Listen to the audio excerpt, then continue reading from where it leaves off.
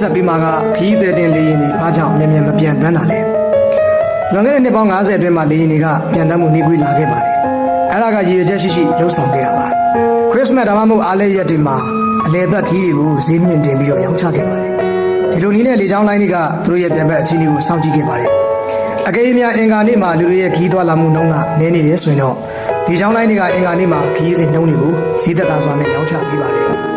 ်ရှာရှာပပအနေနဲ့ကတော့ခီးစဉ်လက်မှတ်တွေကိုချိုတင်မှာယူလို့မရဘူးဆိုရင်ဈေးနှုန်းတွေကိုအပြင်လောကမှာပြောင်းလဲပေးတဲ့နည်းစနစ်ကိုကျင့်သုံးကြပါတယ်။ဒါအပြင်လေကြောင်းလိုင်းတွေမှာ business class အမျိုးအစားတွေကစိတ်ဝင်စားစရာဇာတ်လမ်းတစ်ခုအမြဲတမ်းရှိပါတယ်။2000မှာ iPhone ကိုစတင်ထုတ်လုပ်ခဲ့တယ်။အဲဒီနောက် iPhone 2ကိုဆက်လက်ပြီးတော့မှထုတ်လုပ်ခဲ့ပါတယ်။အခုချိန်မှာတော့နှစ်တိုင်းအသစ်တွေကိုလျင်မြန်စွာနဲ့ထုတ်လုပ်နေကြပါတယ်။ကွန်ပျူတာတွေမှာလည်းထုံနည်းတူပါပဲ။တရားတွေကလည်းအလုံးစုံလျင်မြန်လာခဲ့ပါပြီ။ဒါပေမဲ့အချိန်နဲ့မျှတိုးတက်လာတာကတော့တစ်ခုရှိပါတယ်။ပြီးတော့လည်းပြောရရင်လိုအပ်တာတက်တော့မှပိုနှီးကွေးနေပါသေးတယ်။သူ့ရဲ့တိုးတက်မှုကိုမတိုးမြင့်ပေးနိုင်တာမဟုတ်ပေမဲ့ဒါကိုရည်ရွယ်ချက်ရှိတမင်လုပ်ယူထားတာပါ။အဲ့ဒီအရာကတော့လေချောင်းလိုင်းနေပါပဲ။1968ခုနှစ်မှာနယူးယောက်ကနေပြီးတော့မှလော့စ်အန်ဂျလိစ်ကိုပြန်တန်းတဲ့ခီးစဉ်က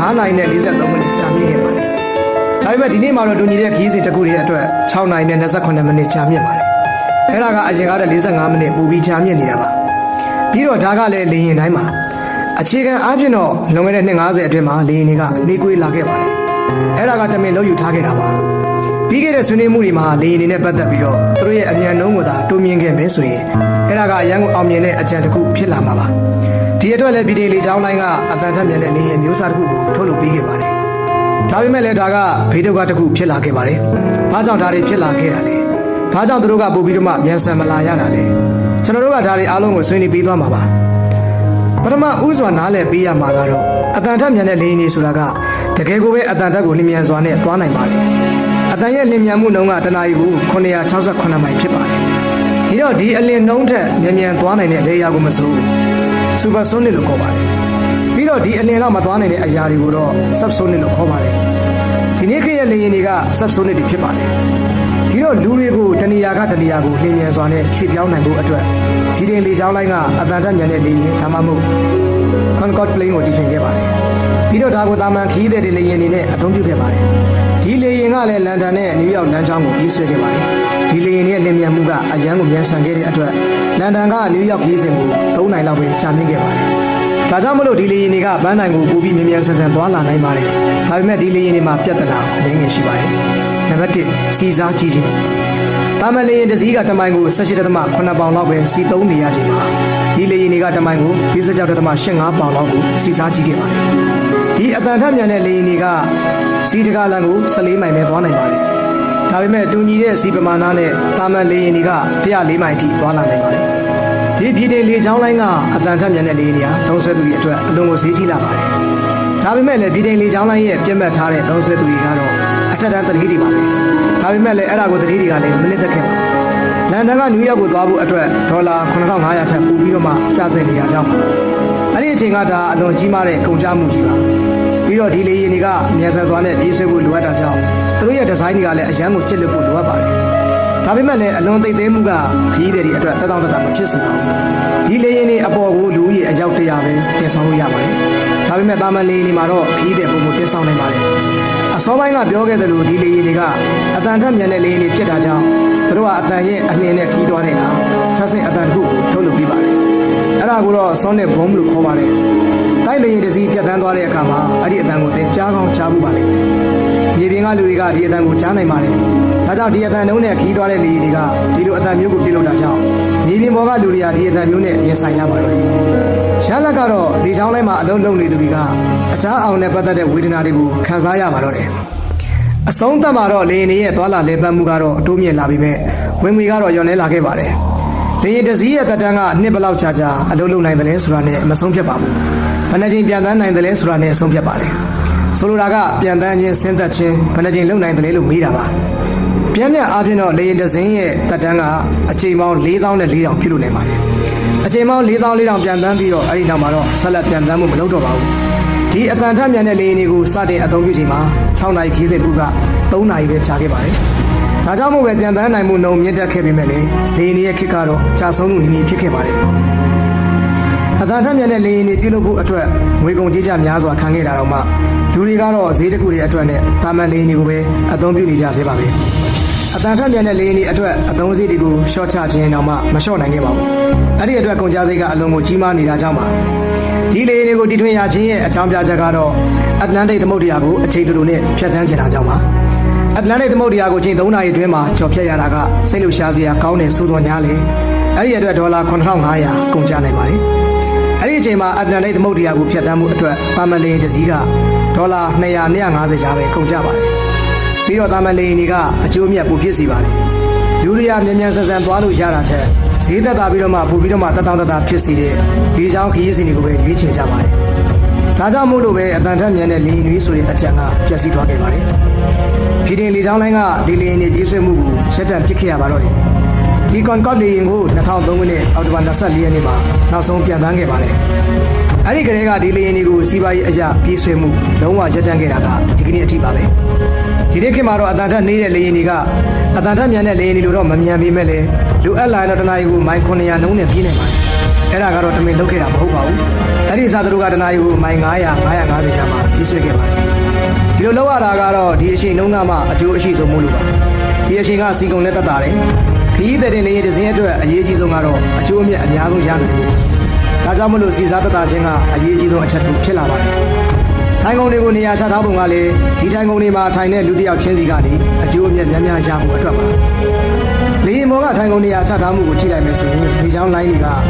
economy တန်းကနေပြီးတော့မှအမြတ်သိမ့်မရကြပါဘူးတကယ်အမြတ်က business အတန်းကရကြတာပါပြည်တယ်လေကြောင်းလိုင်း989လေယာဉ်ကိုဥပမာအနေနဲ့ကျွန်တော်ရှင်းပြပါမယ်ဒီလေယာဉ်မှာထိုင်ကုန်ပေါင်းက224ကုန်ပါဝင်ပါတယ်ဒီထိုင်ကုန်တွေအားလုံးမှာ122ကုန်က economy ခုံ40ကတော့ premium economy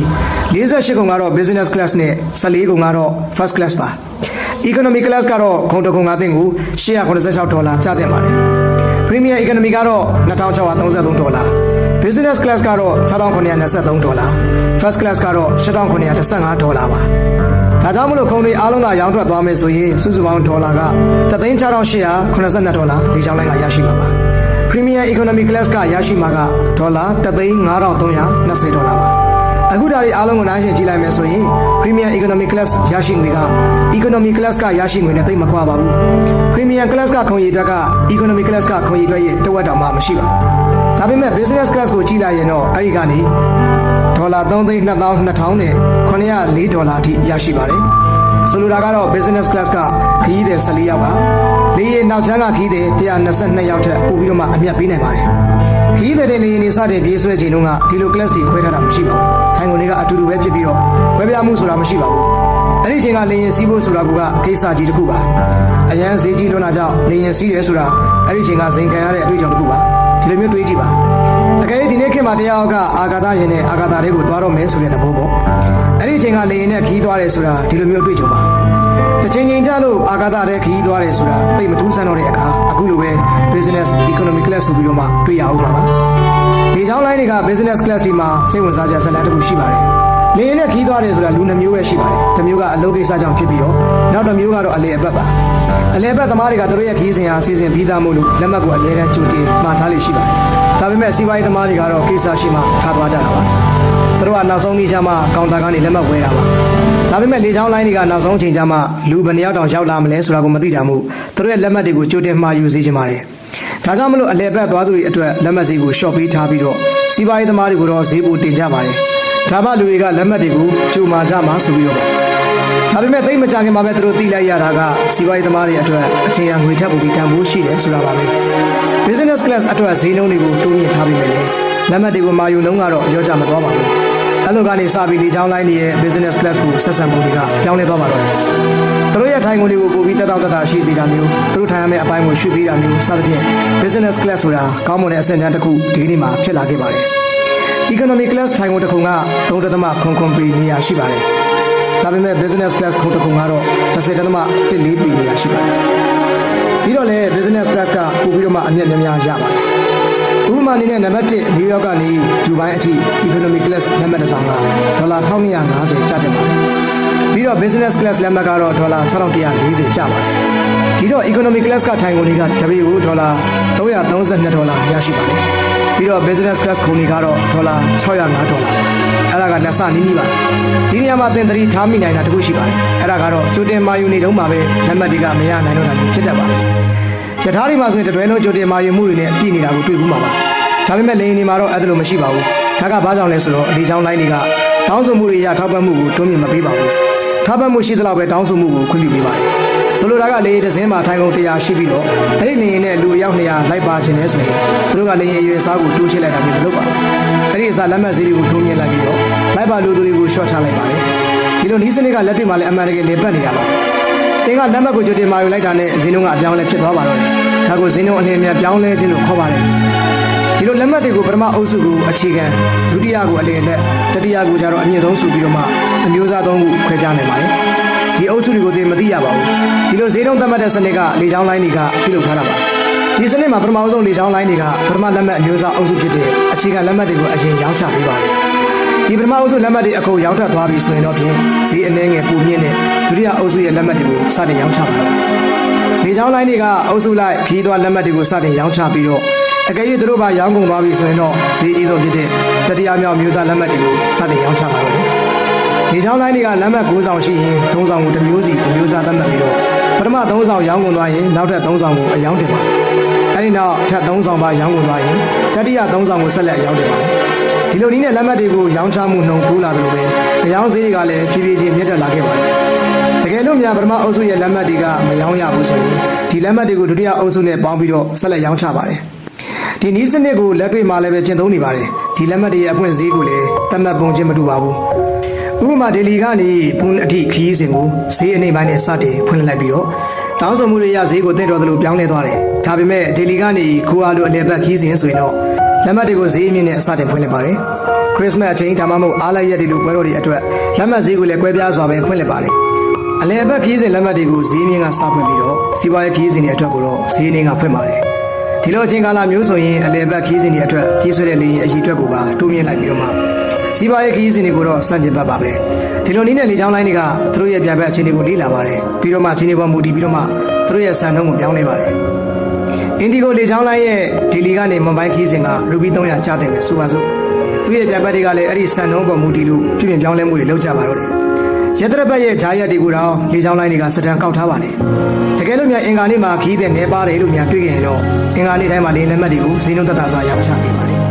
အဲ့လိုမှလက်မှတ်ဈေးသက်သာတဲ့အင်္ဂါနေ့မှာသင်ကခီးထွက်ချင်မှာပါ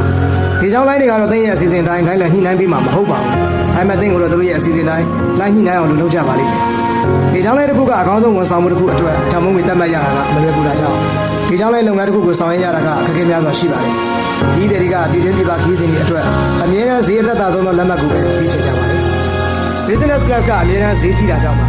ါလူလွတ်နေတဲ့ခုံနေရာတိုင်းကလေကြောင်းလိုင်းအတွက်အရှုံးပါပြီးတော့လည်းပြင်ဆင်ဈေးကလည်းအလွန်ဈေးကြီးလာတဲ့အပြင်အစိုးရကသတ်မှတ်ထားတဲ့စီးမြင့်အကျိုးကလည်းရှိနေပါသေးတယ်အမေရိကမှာရှိတဲ့အကြီးဆုံးလေကြောင်းလိုင်း3ခုမှာလေယာဉ်အစင်းပေါင်း300လောက်ကရှိပြီးတော့တရုတ်နိုင်ငံကအကြီးဆုံးလေကြောင်းလိုင်း3ခုမှာတော့လေယာဉ်အစင်းပေါင်းက2000ကျော်ရှိပါတယ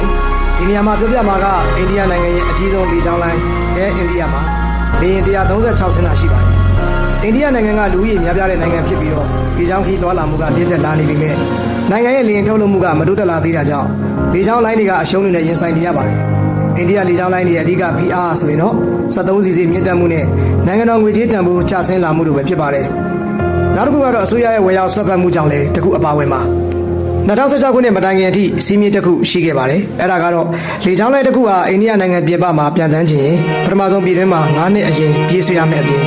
အနည်းဆုံးလေယာဉ်အစီး20ပိုင်ဆိုင်ထားရပါမယ်ဒီလိုစီးမြင့်တွေကလေကြောင်းလိုင်းကမ္ပဏီအသစ်တွေကိုအများကြီးထိခိုက်စေပါတယ်အစိုးရကလေကြောင်းလိုင်းတွေအတွက်နိုင်ငံခြားယင်းနှိမ့်မြုပ်နှံမှုကို100%ခွင့်ပြုခဲ့ပေမဲ့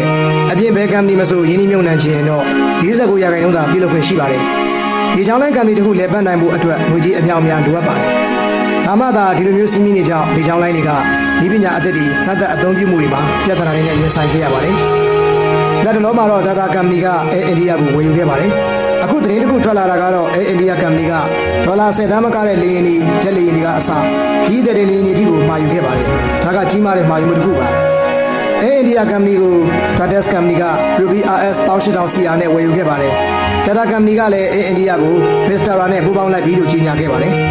ဒါကစင်ကာပူလေကြောင်းလိုင်းကုမ္ပဏီတစ်ခုနဲ့ပူးပေါင်းလိုက်ခြင်းပါဒါတွေအားလုံးကိုသုံးသပ်ကြည့်လိုက်မယ်ဆိုရင်ကုမ္ပဏီကအိန္ဒိယနိုင်ငံအတွင်းအပြင်လေယာဉ်ခီးစဉ်တွေကိုတိုးမြင့်ပြေးဆွဲ ဆက်သွားနိုင်လိမ့်မယ်လို့ခန့်မှန်းရပါတယ်။ဒါက Emirates လိုမျိုးနိုင်ငံခြားလေကြောင်းလိုင်းတွေရဲ့စိုးမိုးမှုကိုရှော့ချပေးနိုင်မယ်လို့ထင်ရပါတော့တယ်။ဟုတ်ကဲ့ပါဒီနေ့တင်ဆက်ပေးခဲ့တာကတော့ခီးသည်တွေလေယာဉ်တွေဘာကြောင့်မြန်မြန်မပြန်တမ်းတာလဲဆိုတဲ့အကြောင်းအရာလေးကိုတင်ဆက်ပြီးသွားခဲ့တာဖြစ်ပါတယ်